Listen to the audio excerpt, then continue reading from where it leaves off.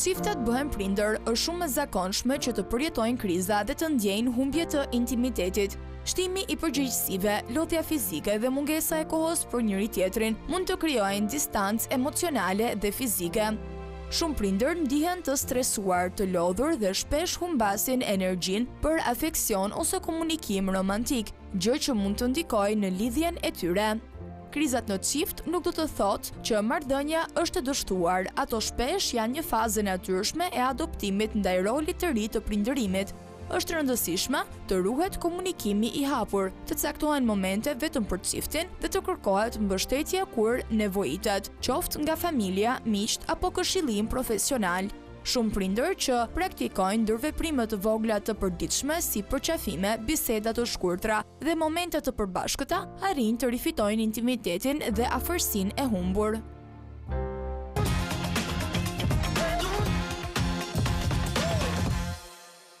Është koha të flasim për marrëdhëniet në krizë. Ne nisëm këtë vit në janar me një statistikë jo fort pozitive për peizazhin e shoqërisë shqiptare, sepse mësuam që 1 në 3 çifte kishin shkuar drejt divorcit nëse i referohemi 2024. Dhe në këtë klimë, për sa i përket aspektit social, kemi kuptuar që gjithmonë më tepër çiftet po zgjedhin divorcin për të zgjidhur një krizë, dhe shumë pak për tyre po shkojnë drejt martesës, për të kuptuar se si mund të punohet në këtë marrëdhënie dhe se si zgjidhet një krizë në çift, në cilin do stat ata të jenë të raportit të tyre. Diskutimin e ndërtojmë me Eriona Hoxhën, e cila është psikologe. Eriona, të përshëndesim, të falenderoj shumë që ke pranuar që përmes kësaj forme të jemi së bashku për të folur gjithë shqiptarëve. Nuk falenderoj për ftesën. Eriona, 1 në 3 çifte në 2024 shkuan drejt divorcit. Shumë pak e zgjidhen krizën mes tyre. Çfarë mund na thuash? Që do të thotë, nuk është se kemi shumë divorce, thjesht nuk kemi martesa më. Është totalisht e kuptueshme që shumë tani zgjedhin që të mos martohen më.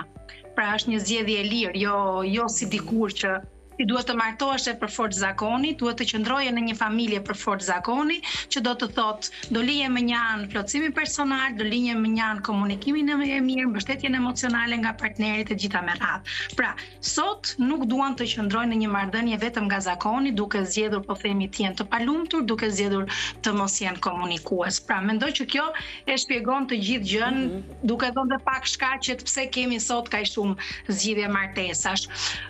Që të ketë pavarësia ekonomike, kjo është më së tepërmi te gratë, sepse unë e kam thënë, sot kemi shumë gra që i drejtohen, po themi gjykatave për të zgjidhur martesën dhe janë në atë fazë që e kanë kaluar terapinë familjare, e kanë kaluar atë, po themi, ndërmjetësimin si fazë dhe mbeten vetëm tek pasojat. Pra zgjidhja e martesës dhe çfarë sjell zgjidhja e martesës më pas, qëndrimi i fëmijëve, kujdestaria dhe të gjitha me radhë. Që do të thotë kjo ju jep grave më tepër mundësi që të largohen nga një marrëdhënie ku nuk janë duke u ndier mirë dhe nuk ndihen më as të varura ekonomikisht, do thoja në këtë rast. Dhe kjo po na ndodh tashmë në këto dekadë të fundit. Tashi, një element tjetër që është shumë i rëndësishëm dhe kyç në një marrëdhënie, po themi martesore, është ajo miqësia që dikur quhej. Pra miqësi tashmë ndërveprimi sot krijohet nëpërmjet në shumë të rasteve rrjete sociale, duke mos u njohur drejt për drejt dhe duke kaluar po themi me shumë shpejtësi dhe me emoj, do thoya në rastin konkret, nuk më vjen një fjalë shqip për emoj. Që do të thotë e kalojnë dhe ndërveprojnë më shumë kështu me rrjete sociale, me online. Se sa personalisht, që do të thotë kjo pastaj ndikon për të patur një lidhje, po themi, më të thellë emocionale, jo shumë të afërt, aq më tepër për empati dhe kohë të kaluar cilësisht mirë me njëri tjetrin. Që do të thotë, pra nis nga baza jo të shëndetshme, po na thua Eriona. Po, do më thënë jo me lidhje të forta dhe të thella ku ti e njeh atë personin, ja di të gjitha ato hapat, po e njeh vetëm me momente për aq sa mund të komunikosh në rrjetet sociale dhe gjithmonë tendenca është që të shpresh më të mirën e vetes dhe jo të gjitha ngjyrat që karakterizojnë, po themi, një individ të caktuar. Që kështu në të tilla raste, kjo është edhe më shpejt e thyeshme dhe më lehtësisht e thyeshme, do thoja, si marrëdhënie ku nuk mendohet gjatë, që aq shpejt sa fillon, ndoshta edhe aq shpejt për rezultatet. Plus pasaj duke qëndruar po prapë te kjo pjesa rrjeteve sociale, mos mendoni se nuk na ndikojnë rrjetet sociale, sepse ne gjithmonë në një lidhje ndryshojnë pritshmëritë. Në çfarë do lloj lidhje qofshin këto? Aq më tepër kur flitet për personin në vetë të parë. Çdo të thotë, kur ne shikojmë që në marrëdhëniet po themi të rrjeteve sociale kemi nga ato partnerët ideal të përkryer dhe shikojmë që në jetën tonë reale nuk jemi ashtu. Kjo ndoshta pastaj edhe na nxit për të kërkuar të përkryerën, sepse në fundit njerëzit gjithmonë kanë tendencë për të kërkuar atë që i duket më idealja, më e bukura, më romantikja do thoja dhe më e pranueshmja. Edhe pse shumë herë brenda vetes apo individët nuk shfaqin atë, pra e kërkojnë nga të tjerët, por ndoshta edhe nuk e shfaqin si element. Mund ta kenë shumë, por kanë vështirësitë e tyre. Më thuaj.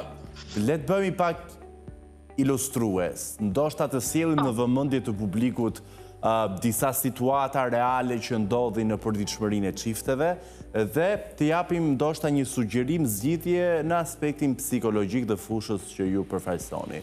Marrim shembull. A duhet ja heq gruaja burrit gjitha shoqet që ai ka në Instagram?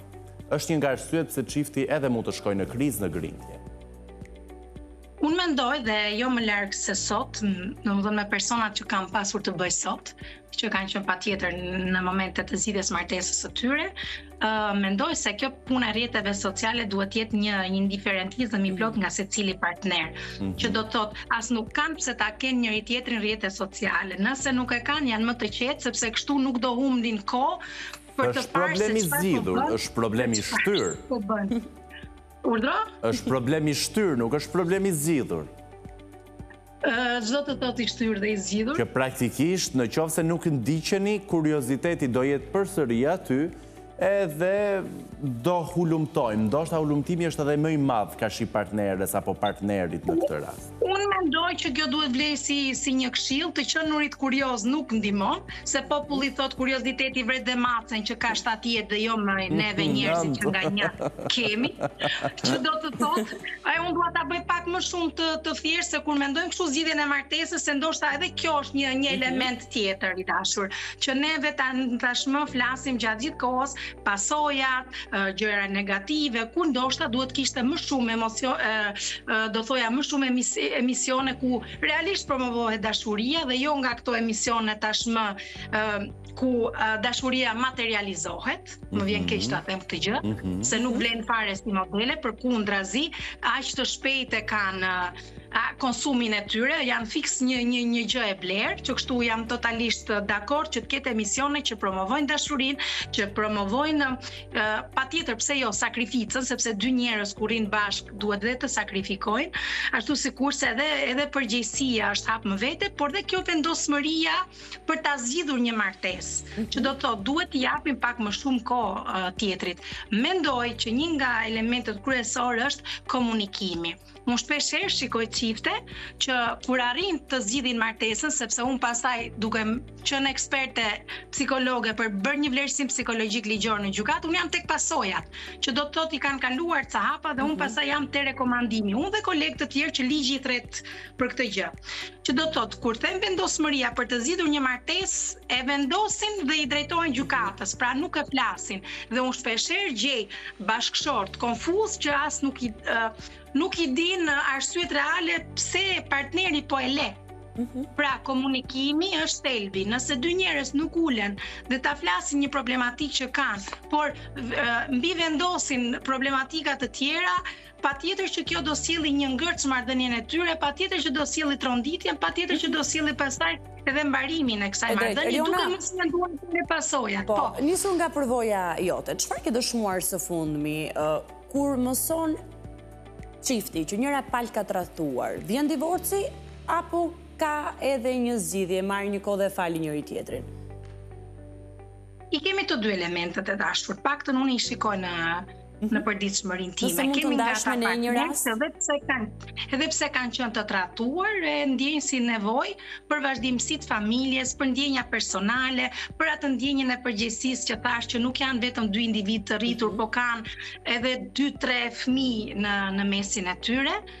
që kështu pa tjetër vendosin në pozitat e vetë sakrifikimit, po ndoshta dhe duke u lumtuar brenda vetes dhe reflektuar që ky partner që e bëri këtë hap diçka mund të ketë ndodhur, sepse i kemi ndonjëherë dhe vetë fajsimet për elementet veçanta.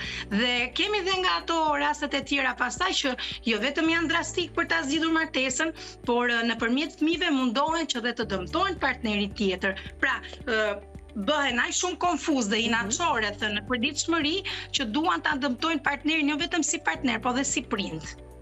Që dhe kjo është një hap tjetër që duhet kaluar pavarësisht se është një plagë dhe është një familje që po prishet, duhen menduar fëmijët si pasojë e kësaj zgjedhje të të rriturve. Pra nuk e shohin dot partnerin e tyre thjesht si babajnë e fëmijëve, por e shohin vetëm si partner dhe gjykimin ja bëjnë vetëm si partner. E shohin si tradhtarin, si bashkëshortin tradhtar apo tradhtare, dhe jo si një prind të mirë. Pra nuk din ta ndajnë nëse ishte bashkëshorte e mirë apo e keqe, i keq, apo prindi mirë apo i keq, pra duhet bërë një ndarje, do thoja thelbësore edhe në këtë gjë. Ka nga ato gra që qëndrojnë në marrëdhënie vetëm për shkak të parave dhe pas tradhtisë, sepse financat nuk mjaftojnë që të mbajnë fëmijët? Kemi dhe marrëdhënie varësie. Pavarësisht se unë them është rritur numri i grave, kemi raste që po themi mund t'i numërojmë. Por që nuk është e shëndetshme, të paktën në aspektin psikologjik. Nuk është e shëndetshme sepse unë them gjithmonë, nëse dy njerëz janë të palumtur, nuk e duan njëri tjetrin, nuk e respektojnë, por qëndrojnë për interesa të veçanta, janë duke i vjedhur fëmijëve të tyre dhe ata fëmijë mos mendojnë që do t'i duartrokasin nesër për sakrificën, sepse në fundit ne jemi qenie egoiste dhe kur të rriten ata fëmijë do t'i thonë që thjesht më keni vjedhur fëmijërinë, nuk është se keni ndenjur, sepse normalisht të rish në një marrëdhënie ku nuk jeni të lumtur, ku ofendohen, ku dhunohen psikologjikisht, emocionalisht, ekonomikisht, fizikisht, sepse dhuna pasaj ka të gjitha elementet, nuk mund ta përkufizojmë në një element të caktuar, i kemi vjedhur fëmijërinë, pra kemi ndenjur se kemi dashur si të rritur, jo se kemi ndenjur për hadër të fëmijëve. E qartë. E dashur, si shuhet një shamat midis një çifti, një krizë, çfarë duhet të bëjnë dy partnerët? Për të mirën e gjës, për të mirën e marrëdhënies, për të mirën e fëmijëve që sapo përmendë, për të mirën e shumë shkaje që është e rëndësishme në jetën. Mua më vjen mirë që këtu psikologjia, duke qenë një shkencë shumë afër shoqërisë, njerëzve, ndjenjave, emocioneve të tyre, ndoshta do na vlente ajo fjala e të parëve që një sy qorë, një vesh shurë. Edhe ndoshta edhe të numërojmë pak. Pra të mendojmë sikur kemi ujë në gojë dhe kur individet kanë ujë në gojë nuk arrin të shprehen. Që kështu ndoshta duhet jemi te kjo pjesa e jo ta tërheqim mos e këpusim, por hajde ta flasim. Unë mendoj që ne që në jetë njerëzore kemi gjën më të bukur në botë, pra kemi zhvillimi gjuhësor. Ashtu sikurse kemi dhe pjesën e konjeksionit të menduarit, ndjenjat, emocionet. Nuk ka asgjë të keqe që të marrim kohë dhe t'i flasim. Por ama mos mendojmë që nëse njerëzit nuk e kanë instrumentin e komunikimit, por kanë metodologji të tjera për ta zgjidhur, dhe kur them metodologji them dhunën, nuk të çon asgjë kundi. Nëse një partner ulet dhe do ta flasi, shpeshherë qëllon rastisht që partneri tjetër të jetë i dhunshëm në këtë drejtim, se e quan si ulje, që kështu përballë familjes. Po kush duhet ta bëjë hapin e parë? Absolutues. Kush duhet ta bëjë hapin e parë, dashur, sepse nganjëherë ndoshta edhe ndalemi në literaturë atë çfarë një shkencë e saktuar në rastin konkret psikologjia na mëson. Por duhet studiuar pak edhe aspekti psikologjik i një vendi dhe teoria mund të mos zërë vend ndoshta në shoqërinë shqiptare. Sepse kemi të bëjmë me burra ndoshta shumë kokfort, me hundën lart, se duhet përdorë dhe fjalë shumë thjeshta që edhe t'i shkoj pranë publikut, bëm pak populist. Ndoshta me atë qëndrimin mashkullor që jo, unë kam të drejtë dhe gruaja vjen pas me. Nga ana tjetër kemi gra që fatmirësisht shoqërinë tonë janë fuqizuar, edhe kanë marrë rolet që u përkasin dhe i meritojnë në shoqëri globale, jo vetëm shqiptare, dhe praktikisht çiftet ndahen sepse njëri është më hundë lart dhe kokfort se tjetri. Unë mendoj që hapin nuk mendoj që është dobësi ku secili nga këto individ që ju përmendët me karakteret, personalitetet e veta het një hap. Nuk duhet marrë asnjëherë si dobësi dhe unë e them shpesh të gjën. E rëndësishme është që ai individ që het hapin e kupton që brenda vetes ka pozitivitetin për të ndryshuar. Brenda vetes do t'i japi dhe një mundësi përmirësimit, pozitivitetit. Dhe unë i them, nuk duhet të quhet ulje apo dobësi, por duhet të quhet si pasurimi brendshëm që ti e ke dhe mund ta bësh. Dhe jo si një marrëdhënie dobësie, jo si një marrëdhënie ku ti shtypesh, dunohesh dhe ndihesh keq, por si një marrëdhënie që ti do ta ruash dhe i tregon atij tjetrit që të dua kaq shumë sa jo po shkel mbi veten, po marr këtë iniciativë dhe po e het këtë hap. Dhe ndoshta këtu duhet të qëndrojmë si shoqëri. Pra te hedhja e hapave nuk ka të dobët në midis një burri dhe një gruaje që ti e ke parë në të gjitha dimensionet. Eriona, dhe këtu duhet më mirë kuptoni, kur them në të gjitha dimensionet, ne e njohim në largësi njohje shumë të mirë të çiftit. Eriona, çfarë mund të themi, palët e treta bëhen shkak për ta thelluar krizën mes një çifti dhe këtu kur them palët e treta i referohem familjeve respektive, vjeri, vjera, nga të dy anët, ndonjëherë duke dashur më të mirën për çiftin, duke i shtyrë dhe për të marrë vendime, mund të peshojnë. Mendoj se të tretët në shumicën e rasteve janë të tepërt. Jo më kot quhet i tretë. Disa gjëra i takojnë çiftit. Kur ndërhyjnë të tretët, kanë gjithmonë tendencën, sidomos kur nuk janë profesionistë, por janë familjar, kanë gjithmonë atë tendencën e gjakut të tyre. Pra, secili do mbrojë të vetin. Dhe rrallë ndodh që të mbrohet i kundërti apo t'i jepet drejtësi. Që kështu shpeshherë këto gjykatat familjare nuk i kam parë fort, po themi, pozitive. Ashtu sikurse në të shumtën e rasteve e thellojnë atë hendekun e problemit dhe thash, gjenden përballë çifteve që dhe kur janë në zyrën e përmbarimit, që është thjesht takimi fëmijës nga prindi që s'po e mban e ku diun se çfarë, nuk e kanë kuptuar pse janë ndarë, sepse kanë hyrë këta të tretët kur kanë thënë kështu, në rregull, po marrin vajzën, mbani djalin dhe anasjelltas dhe vetë çifti nuk e kanë diskutuar. Pra, ka ardhur si një nervozizëm i momentit, pra një keq menaxhimi një situate emocionale, janë futur të tretët dhe për ta zgjidhur i kanë dhënë, po themi, zgjidhjen më të keqe gjës. Mirë, Eriona, çfarë mund themi se duhet dalë pak gjinia mashkullore për burrat e sotëm të cilët janë rritur nga baballar me një mentalitet të caktuar. Këta baballar janë rritur nga gjyshër me një mentalitet akoma më të thelluar dhe sigurisht më kompleks. A kemi të bëjmë me një sjellje të trashëguar dhe kur them sjellje përfshi këtu edhe një sër perceptimesh që gjinia mashkullore mund të ketë, brez pas brezi dhe është e vështirë të zhbëhet? Po, nëse do ta thonim këtë gjë, do ta themi për të dyja gjinit. Dhe unë nuk mendoj që meshkujt janë më shumë. Në qoftë se shkojmë në breza tek gjinia femërore, kemi të bëjmë ndoshta me gra, s'dua të përdor fjalën, por të nënshtruara, që janë bindur urdhrave të familjarëve të burrit, kanë qëndruar në shtëpi, nuk kanë studiuar, kanë qenë më të mbyllura. Unë do nxirja shumë kryqëzime, ç'do të thotë. Do të nxirja këta baballar që i referoheni për djemt, po këta janë baballar për vajzat. Që do të thotë, nëse do filloni me kryqëzimet, kanë mbetur, po themi, si mentaliteti i babait djem, por ndërkohë kemi vajzat të fuqizuara nëse po themi, po flasim për të njëjtët baballar, ashtu sikurse pastaj nënat hedhin hapa të tjerë për t'i mësuar vajzave se kështu do jetë nesër te burri. Po mos harrojmë, duke qenë se është investuar në arsimim, punësim dhe pavarësi të femrave sot, ka ndryshuar pak kjo, po themi, thelbi i të gjithës, që kështu nuk mund të kurse si që të bëjmë këtë lloj paragjykimi për djemt të rritur në këtë mënyrë. Nëse kemi djemt të rritur në këtë mënyrë, kemi vajza të rritura në këtë mënyrë ose ndryshe. Prindërimi është deri diku edhe personale, që do të thotë nuk mund të vazhdojmë më, ikën ato vite kur thash, vetë sakrifikoheshim, përuleshim, mënyra se si hidhnim hapat që shkonim drejt një martese, nuk kishim martesa kaq të nxituara, vërtet mund t'i kishim nga persona të tretë, por ata të tretët zakonisht i shikonin të dyja familjet, ka ekzistuar dhe ajo pjesa nga Ferra del Trëndafili, po ashtu sikur se vetë Trëndafili pastaj është pa kërcel Ferri, edhe të gjithë që kështu Ferra është ndjes, jo Ferri, që kështu nuk mundet kurse si sot në 2026 kemi thjesht, do thoja pak modernizim të asaj kohës së shkuar dhe ky modernizimi sikur s'po na bën mirë.